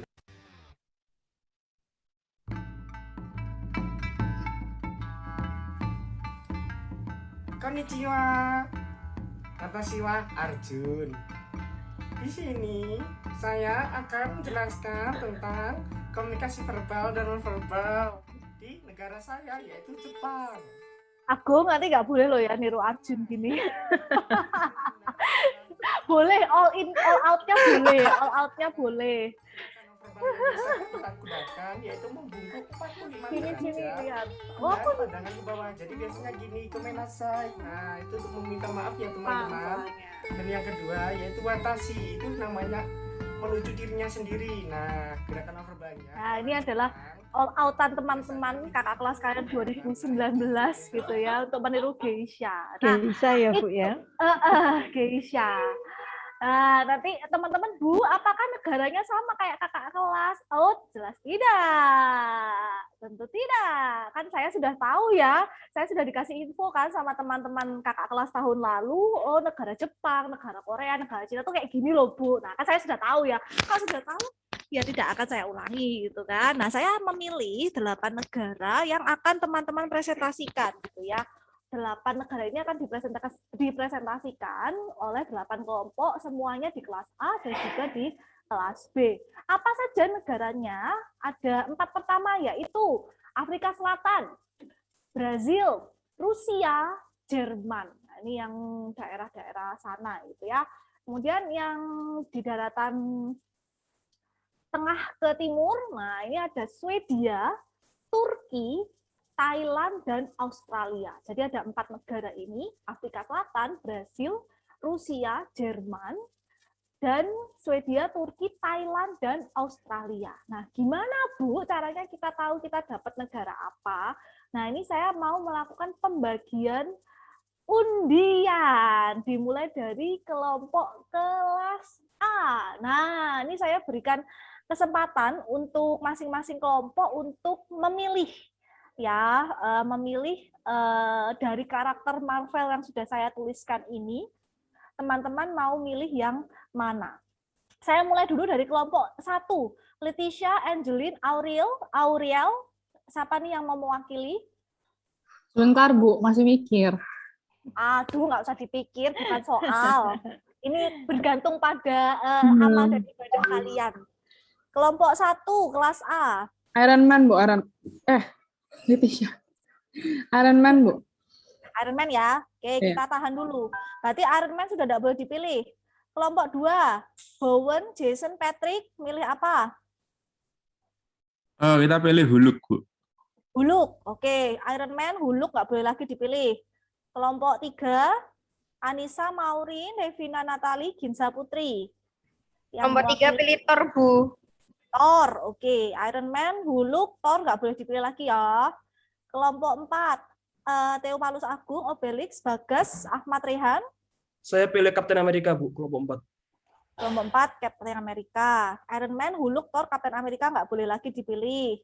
Kelompok 5, Siras, Odan, Aurel, Adi. Halo. Nick Fury, Bu. Nick Fury. Barengan gini, sak otak tuh. Wes. Iye. Jodoh. Kelompok 5 Fury, berarti Iron Man, Hulk, Thor, Captain America, Fury sudah nggak boleh dipilih. Kelompok 6 Jenny, Rosa, Carol, Bella.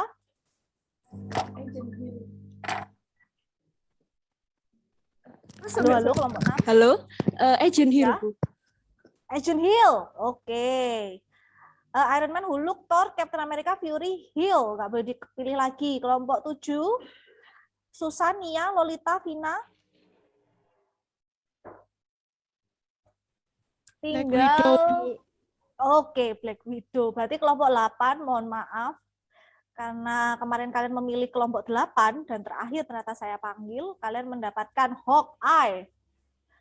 Nathanael, Ulil, Helen, dan Daryl. Oke ya. Menerima ya? Ya Bu, menerima aja. Siap, Bu. Oke, sip. Mari kita buka. Captain America yang dipilih oleh kelompok 4 mendapat negara Rusia. Selamat kelompok 4. Kemudian Black Widow, Turki. Selamat kelompok 7. Hulk yang dipilih oleh kelompok 2 mendapatkan Thailand. Kemudian Hawkeye mendapatkan Brazil. Selamat kelompok 8. Thor dipilih oleh kelompok 3 mendapatkan Afrika Selatan. Iron Man yang dipilih oleh kelompok 1 mendapatkan Australia. Agent Hill yang dipilih oleh kelompok 6 mendapatkan Swedia. Nicholas J. Fury berarti dapatnya Jerman. Fury ini berarti kelompok 5. Ya, silahkan. Saya ulangi, kelompok 1 tadi dapat Captain America tadi berarti Rusia ya. Rusia, kemudian Black Widow dapat Turki. Hulk dapat Thailand. Kemudian Hawkeye tadi dapat Brazil. Thor dapat Afrika Selatan. Iron Man tadi dapat Australia. Agent Hill dapat Swedia. Dan Fury dapat Jerman. Ya. Ini kelompok di kelas A. Kita beralih ke kelompok kelas B. Sorry, bentar. Saya nggak hafal. Saya belum nyatet nih untuk yang kelas B. Kelas B saya cari dulu. Kelas B. Oke, bersiap. Saya panggil dulu. Dari kelompok nomor berapa ya? Bentar. Kelompok kelas B. Kelas B, kelompok 1.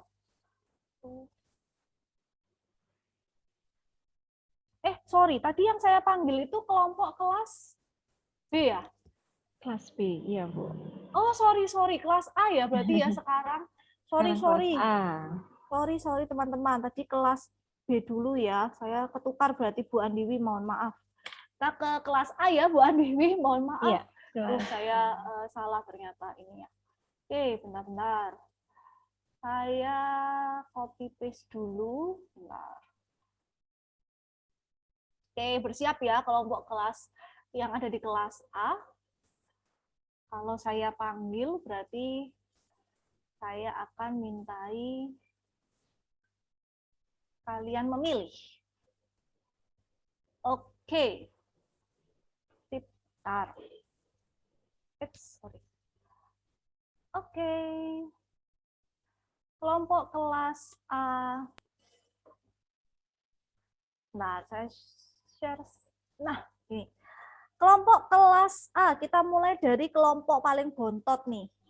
Kelompok 8. Saya memberikan kesempatan untuk duluan. Foni, Nene, Cheryl, Chansa.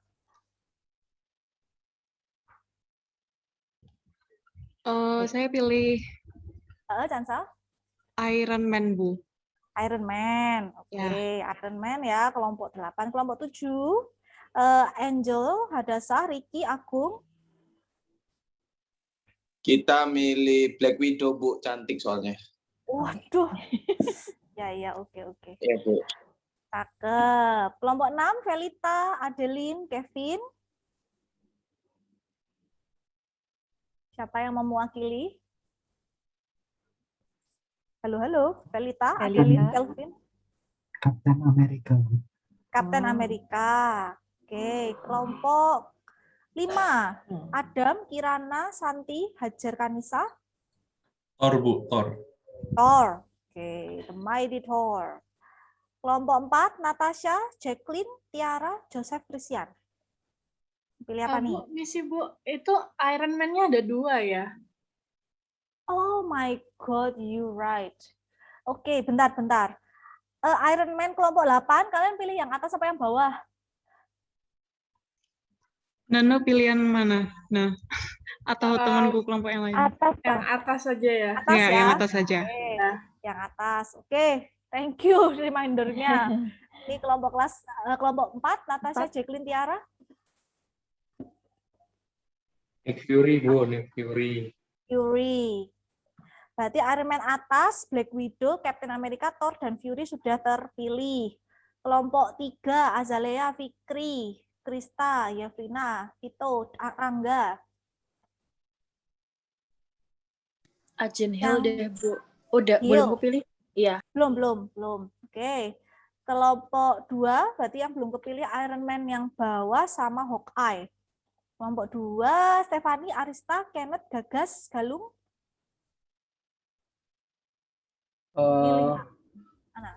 Parton, Bu. Oke. Hawkeye. Berarti yang kelompok 1, Vika, Rifki, Anthony, Bunga, Nabila, Cika harus legowo dengan Iron Man yang bawah ya. Oke, sudah siap semuanya untuk mencari tahu dapat negara apa? Kita mulai dari Black Widow. Yang milih Black Widow adalah kelompok 7 karena cantik ternyata mendapatkan Afrika Selatan. Saudara-saudara. Demi apa? Demikian, terima kasih. Ya. Matengkon. Matengkon, kenapa? Silahkan teman-teman, kan ada saudara Google ya yang selalu setia membantu kalian.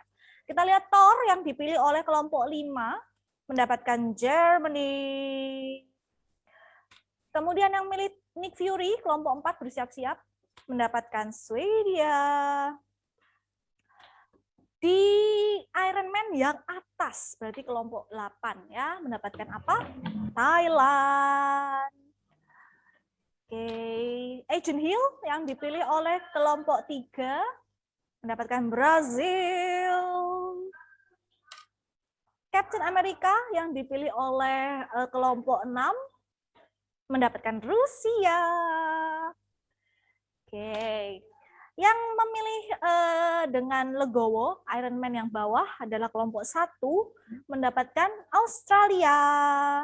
Berarti yang memilih Hawkeye mendapatkan Turki. Selamat untuk undiannya, fair ya.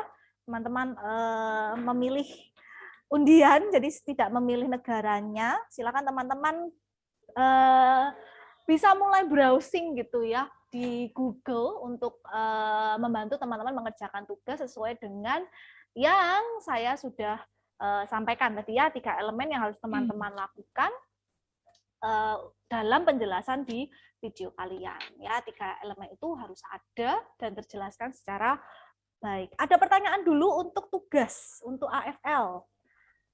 Bentar, saya back lagi deh ke tugas yang tadi ya. Oke, sudah dapat negaranya.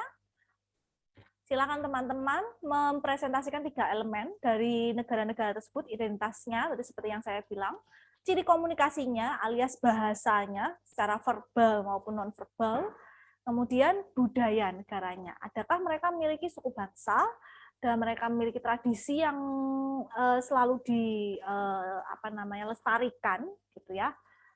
Silakan teman-teman bisa menjelaskan. Dalam bentuk apa? Dalam bentuk role play atau vlog. Ya, seperti contoh punya kakak kelas kalian.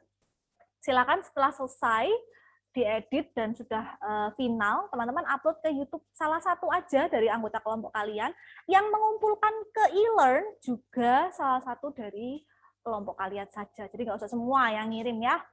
Kemudian deadline-nya adalah 2 minggu lagi alias tanggal 19 Oktober jam 23.59.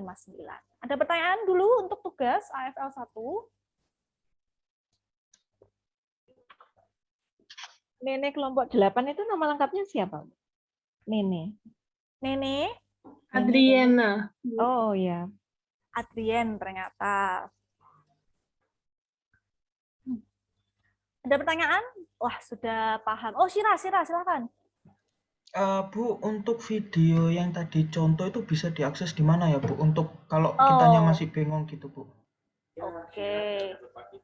Boleh, nanti saya upload ya, ditunggu. Nanti saya upload contoh videonya, sekaligus nanti rekaman dari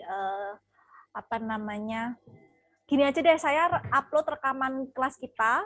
Jadi teman-teman tinggal nonton video saya aja, karena saya nggak pengen teman-teman nyontoplek. Saya tidak mengharuskan formatnya seperti urutan yang ada di kakak kelas kalian, tidak. Tapi kan kalian sudah dapat gitu ya gambarannya seperti apa. Gitu ya, nanti saya upload video kita di kelas ini supaya bisa membantu gitu ya teman-teman. Ada lagi yang mau ditanyakan? Itu aman ya? Video Ya, Bu Manda, ya. nanti kalau ada kelebihan itu waktunya, durasinya gimana? Maksimal sampai berapa? Kalau kelebihan waktu sebenarnya enggak masalah gitu ya. Kalau misalnya lebihnya 1 menit, 2 menit enggak apa-apa. Tapi kalau lebihnya sampai 2 kali lipatnya, ya sudah nanti kita akan menilai yang menit ke-0 sampai menit ke-15 saja ya. Loh Bu, yang bagus di menit ke-20 misalnya enggak akan saya tonton sama Bu Andiwi gitu ya. Jadi tolong Ya, teman-teman. betul. Jadi penataannya harus bagus Ibu.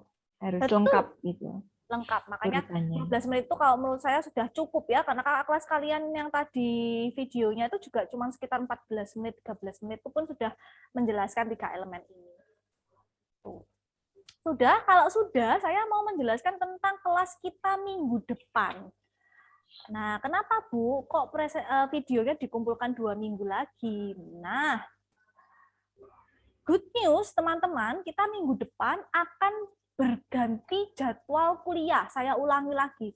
Minggu depan kelas International Communication tidak akan dilakukan di hari Selasa 13.20, tetapi dipindah ke kuliah tamu dari Curtin University Australia. Ini merupakan sebuah seminar yang memang saya khususkan gitu ya untuk kalian mahasiswa International Communication. Di sini kita akan kedatangan tamu dari Curtin University Australia. Beliau adalah Profesor Robert Evans, adalah seorang dekan di Fakultas Business and Law Curtin University. Beliau akan membawakan materi atau guest lecture gitu ya dengan tema Leadership and Intercultural Communication. Kapan diadakannya? Hari Kamis tanggal 14 Oktober jam 1 sampai setengah 3 sore. Bu, saya kakak mentor, harus mentoring adik kelasnya. Tolong hubungi koordinator mentor ya, karena Bu Luisa sudah menyesuaikan jadwal mentoring kalian untuk adik kelas gitu ya. Jadi jangan khawatir, jam 1 sampai setengah 3 kalian mengikuti kuliah tamu ini saja. Yes, Anthony, the real Robert Evans, do you know him? Heard of them, and yes, she's been mentioned a lot lately by the university itself. So yeah. Okay, nice. I have to search him up in Google. Oke, sampai saat ini mungkin belum terlalu ini ya. Saya cuma membaca CV-nya aja. Memang beliau concern di bidang hubungan bilateral gitu ya, terutama antara Indonesia dan Australia. Nah, terus gimana Bu caranya presensi? Oh, presensinya dengan cara yang berbeda pula, teman-teman. Nah, silakan teman-teman bisa membuka e-learn masing-masing. Nah, ini saya bantu jelaskan juga kelas A dan kelas B. Ya. Oke, di e-learn kalian saya sudah mengupload pada bagian minggu kelima. Ini saya tunjukkan ya, minggu keempat materi saya tadi sudah ada di sini. Silakan teman-teman klik kiri, sudah langsung bisa download PDF-nya. Instruksinya juga sudah saya sampaikan di sini. Silakan teman-teman catat sendiri tadi kalian dapat negara apa. Ya, saya tidak akan memberikan informasi lagi. Nah, minggu kelima materi kita tentang leadership and intercultural communication bersama dengan Profesor Robert Evans.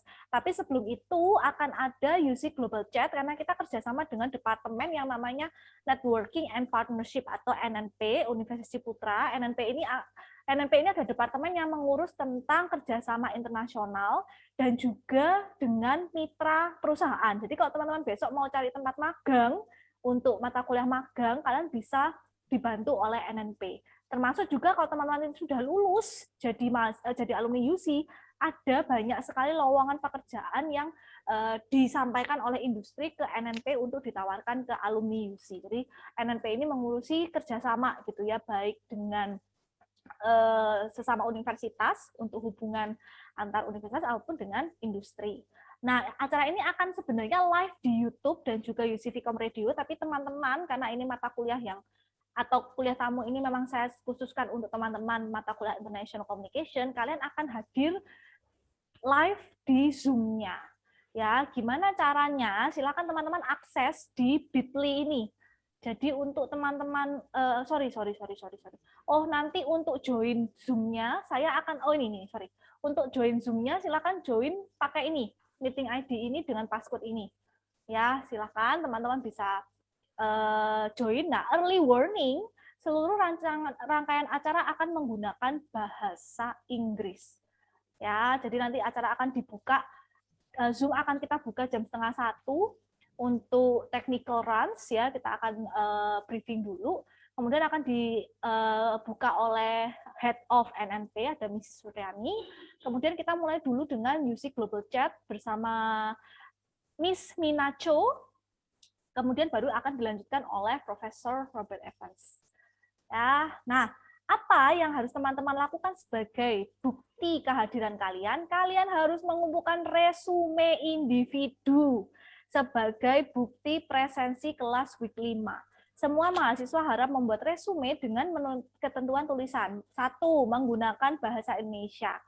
2. Ceritakan bagaimana Profesor Evans menjelaskan pandangan Hofstede tentang peran komunikasi dalam perbedaan budaya. Ceritakan juga bagaimana Profesor Evans menganalisis hubungan Indonesia dengan Australia dari segi komunikasi dan pertukaran budaya. Kemudian ceritakan pula kesimpulanmu dari seluruh materi yang dibawakan oleh Profesor Evans. Diketik minimal 3 halaman, ya, minimal 3 halaman. Format spasi single, ukuran font 12, jenis fontnya boleh Times New Roman atau Calibri. Silakan diketik, kemudian diubah menjadi file PDF, diupload ke Elon maksimal 14 Oktober jam 16.30. Selesai acara jam 2:30, kalian punya waktu 1 jam untuk mengumpulkan. Ya, jadi ketika kuliah tamu berlangsung, silakan teman-teman bisa langsung mulai membuat resume ini. Loh Bu, nanti kalau Profesor Evans-nya nggak nyeritain tentang hubungan Indonesia dengan Australia, ya kalian harus tanya. Harus ada yang menanyakan ke beliau. Gitu ya, supaya kalian bisa menjawab pertanyaan saya. Oke? Jadi silakan teman-teman kumpulkan di pengumpulan resume ini. Bu, kalau yang nggak ngumpulin berarti nggak dapat presensi minggu ke-5. Ya. Masuk nilai nggak Bu? Nggak. Saya nggak masukkan nilai. Jadi ini adalah bentuk kalian benar-benar menyimak materi beliau, saya akan reward dengan presensi kalian di minggu ke-5. Sekali lagi, minggu ke-5-nya kapan? Hari Kamis, tanggal 14 Oktober, jam 1 sampai 2:30, melalui platform Zoom. Zoom-nya sudah ada di sini. Silakan teman-teman join. Ya. Nah, minggu ke-6 kita akan ada sesi ice breaking, kita akan main aja gitu ya. Kemudian nanti saya akan mengumumkan tentang UTS alias AFL. Kita main apa, Bu? Silakan teman-teman bisa menonton video di sini. Cara bermain werewolf. Kemarin saya sudah mencoba bermain werewolf bersama adik kelas kalian 2021. Silakan teman-teman bisa menonton video cara bermain werewolf dan juga PPT saya tentang penjelasan permainan werewolf.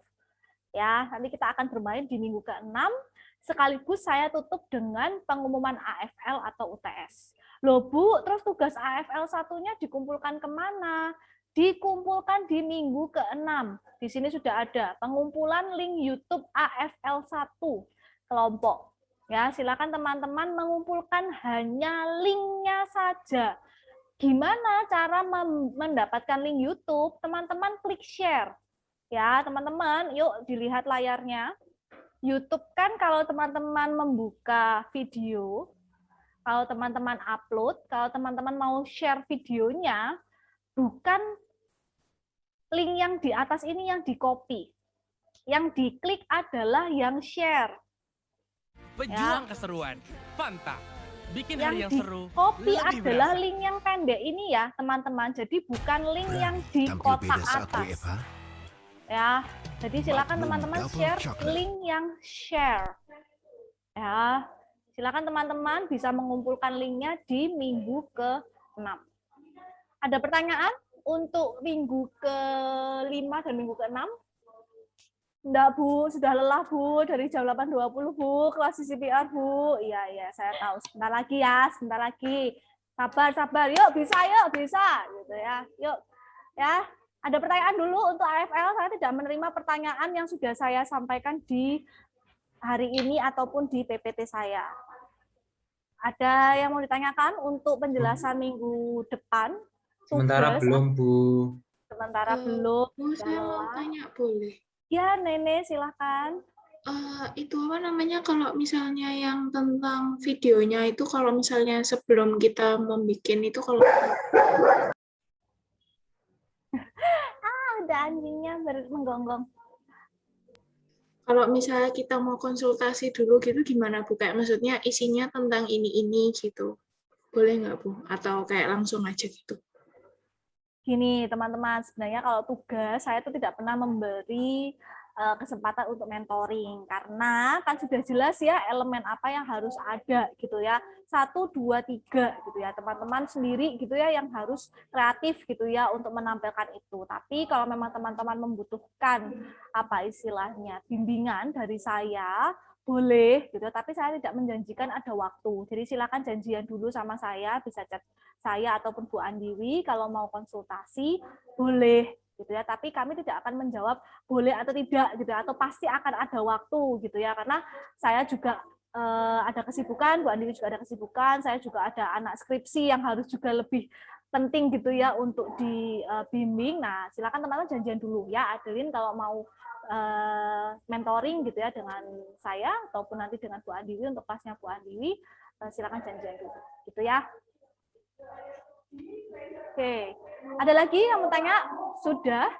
Baik, kalau sudah capek, sudah lelah dari pagi. Terima kasih teman-teman atas semangatnya untuk kelas saya, walaupun sudah dalam kondisi yang full gitu ya, kelas dari pagi. Sampai ketemu minggu depan di hari Kamis jam 1 ya. Silakan join via Zoom, link Zoom-nya sudah ada di ilmu masing-masing. Terima kasih, selamat istirahat teman-teman. Terima kasih Bu Andiwi, selamat istirahat. Sampai ketemu minggu depan. Makasih, Terima kasih, Bu Manda. Makasih, Bu. Terima kasih, Bu Amanda.